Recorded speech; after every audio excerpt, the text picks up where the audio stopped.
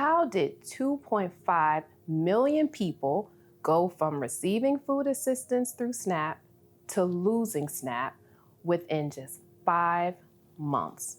This can't be explained by a sweeping rise in incomes or improving economic conditions. We need to call this steep decline what it actually is. Not evidence of progress, but deep, harmful cuts. Let's go back to July 2025, when Republicans in Congress enacted the deepest cuts to SNAP in history in a harmful budget and tax megabill, otherwise known as H.R. 1. When this law passed, we knew it would worsen hunger and hardship.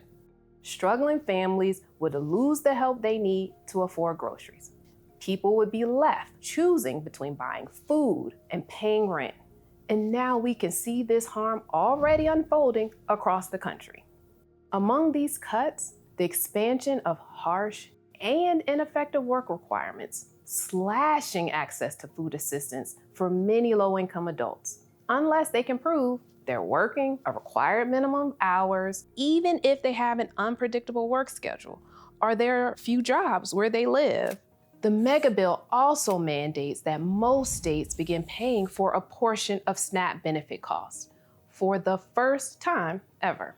In states that can't fully cover these costs by either raising taxes or cutting other vital and important programs, will be forced to further cut their SNAP programs, taking food assistance from potentially millions of people.